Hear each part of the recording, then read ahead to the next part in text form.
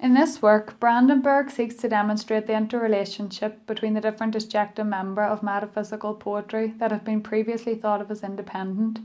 While they often appear peculiar, there's an underlying quality that seems to connect these features, and he coins this the dynamic image. Brandenburg explores the different types of images, that is, static images and dynamic images. Dunn's eighthology, the comparison, is composed of almost exclusively static and sensuous images as seen below.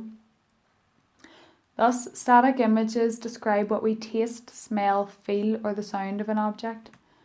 Brandenburg attempts to integrate the qualities of the characteristics of metaphysical poetry. Rather than looking at the disjecta membra as independent, we consider the images as dynamic images. Brandenburg argues that when we do so, we can see a logical relationship coordinating many of the peculiarities. Examples of these include the sensuous thinking as seen in the flea, the interest in psychological aspects of experiences, the dramatic tenseness, the disregard of physical beauty, the neutrality of the minor terms of images, and the imaginative distance between the major and minor terms. This critical source urges us to see these characteristics as closely connected with the power of dynamic imagery.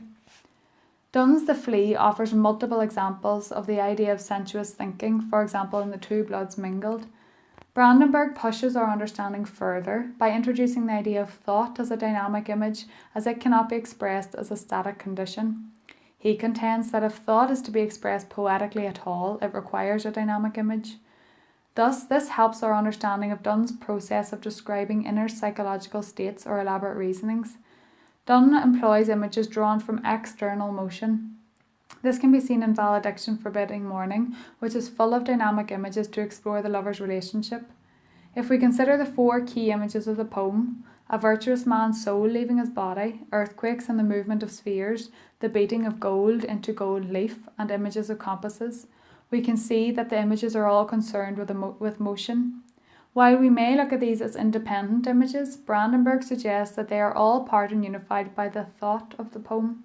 Conceits in metaphysical poetry are therefore functional, and Brandenburg tells us that their function is to make psychological action clear by expressing it in terms of physical action.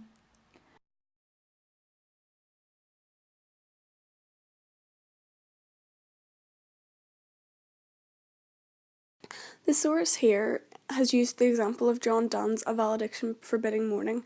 It can be seen how powerful the dynamic image is to this particular poem. There are a lot of images created in the mind of the reader surrounding everyday ideas such as the soul. The source is interesting in the sense that it points out poetic craft and how Donne manages to take a simple idea such as death and portray it in a romanticised way.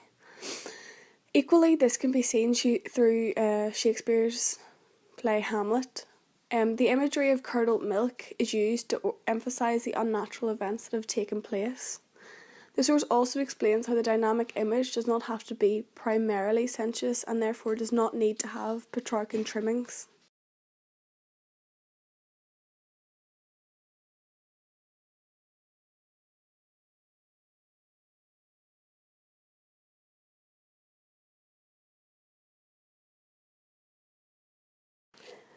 The example here relates to John Donne's poem The Ecstasy, and the lines, "Our eye beams twisted and did thread our eyes upon one double string." This is an example of how, although at first glance these lines may seem unpleasant and disturbing, after reading more deeply into it, it becomes clear that it is a romantic image. It's interesting to see the number of ways in which lines can be interpreted, and how often the reader is oblivious to the more sensuous meaning behind particular lines. For example, in these particular lines, it could be interpreted that it's an act of intensity of the lover's gaze, as opposed to a gruesome image which is portrayed.